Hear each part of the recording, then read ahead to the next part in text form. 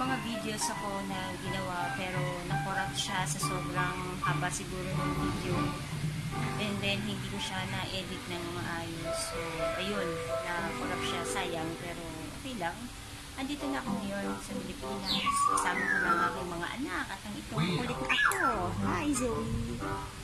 And then, for those who's watching me, please subscribe at my channel, Myra Regulado. So, yun mga kaganapan sa araw-araw na pamumuhay. And we'll start here.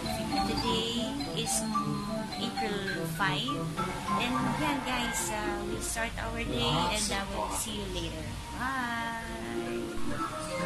Guys, ito na. Ipiprepare ko na yung lumpia wrapper para sa Shanghai mamaya. And then after, pag natapos ko to, ipapagawa ko to sa mga girls ko para marunong sila sa mga ganitong bagay.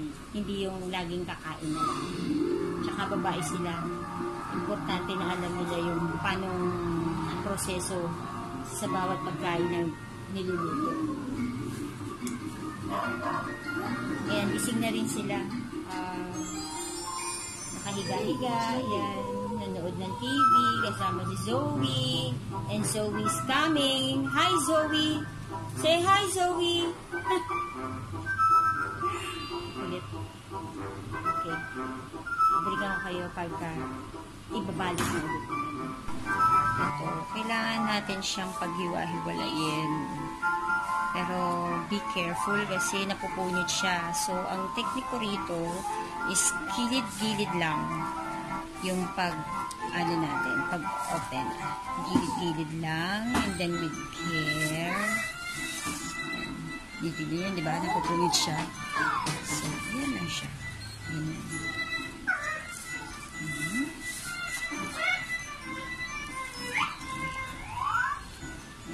Hanggang sa mag-meet up yung parehong nakaangat na. And then, pull it up with care. And then, that's it. Easy. Diba?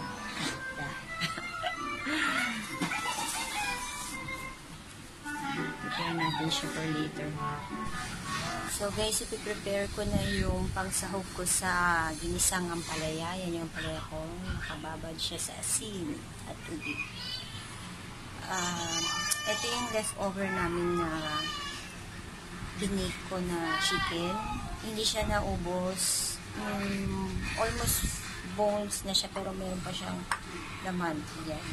So, ang gagawin ko, para hindi siya masayang, isasahog ko na lang siya sa aking ginisang ampalaya.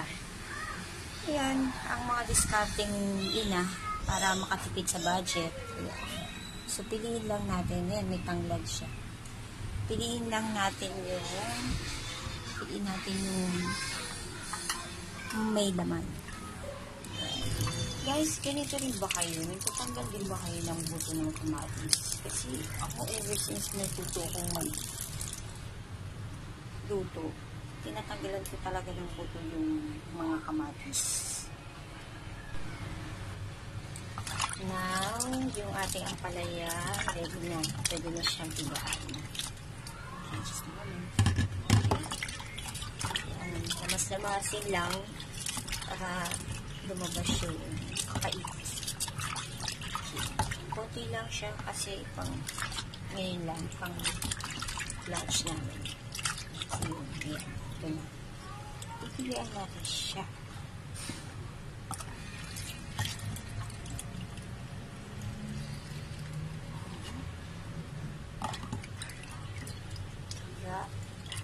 Ito na yan, diba? Medyo green yung water. Yan na yung ibang pait. Hindi na siya huhugasan guys kasi para may alat na yung ampalaya. So, yan Yan siya. Ready na yan para ibisa. Saan tayo guys? Buyas.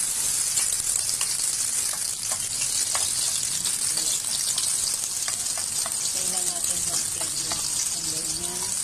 Medyo mag-peg. Okay. Then, nilagay ko na yung bawang guys. Kaya ako inuuna yung sibuyas kasi para hindi masunog yung bawang. Kasi ang pangit ng lasa pag nasisunog yung masyado natutusta yung bawang.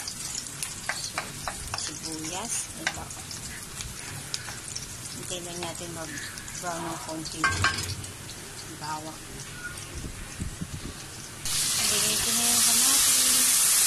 Konti lang.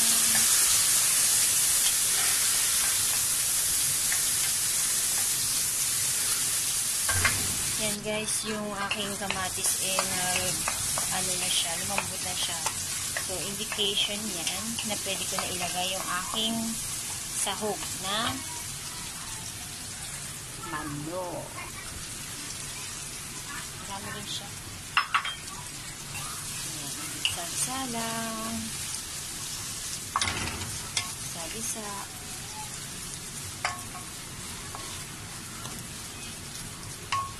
Hintayin natin siyang matusta ng konti. Okay, let's season it with pamintang pino. Okay. Patis or fish sauce. Then, halo-halo lang. Uy, umamoy na yung patis. Umamoy na siya. Yan lang yung timpla natin sa gulay. Wala na tayong ilalagay ng mga panlasa. Pampalasa. Kasi may lasa na rin yung manok eh. Baka umalat. Okay. And then guys, ito ilalagay na natin yung ating ampalaya. Ayan. Pansin nyo yan guys kung gusto nyo ng medyo siga. Lagyan natin ng konting water. And then sabi nila, may nagsabi sa akin, para daw hindi mapait, huwag daw haluin. E paano naman mag-i-even yung lasa kung hindi ko hahaluin, diba? So, yan. I think lalagyan ko siya, alakasin natin ako. Lalagyan ko siya ng konting water. Lalagyan ko din siya guys ng ng itlog. Yan. Lalagyan natin siya ng konting itlog. Isang itlog lang yan. Then, halo.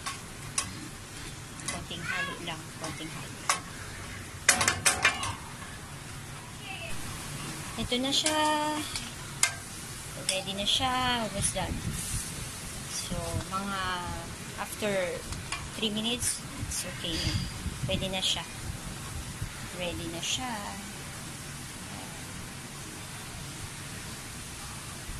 Ito, nagpapainit naman ako para sa Shanghai. Finish na rin yung aming kanin.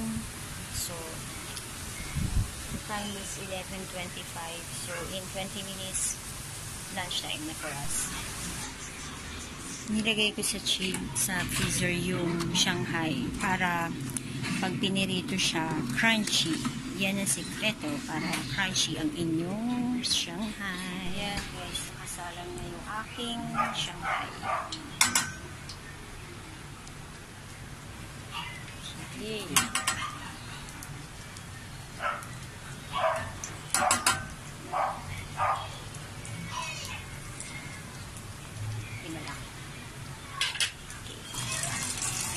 Kailangan lutong-luto ang karne sa loob para iwas salmonella. Importante yan na maluto siyang mabuti. Merong makulit dito. Hi Zoe! Hi! Hi Zoe! Suot mo na naman yung sinyela si Tita La. Ha? No ligo? No ligo? Hi! Yan ang ginagawa niya. Mangulit. So, I think guys, this is ready. Ready na siya. Oops. Kalilipad.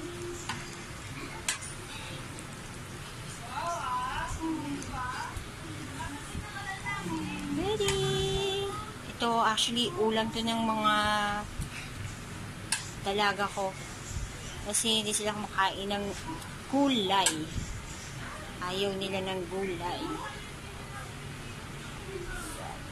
Okay. So, magsasala na naman tayo ng panibagong ito ba? Yan. Sinad natin. Sila sunod ito ba? Okay. Ito lang dito.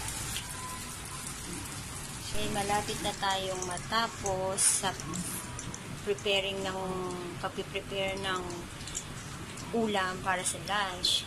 Ito naman tayo. Mainit na tubig para pampaligo ni Zoe. O, diba? Dapat bakasyon ako eh. Bakit ganito?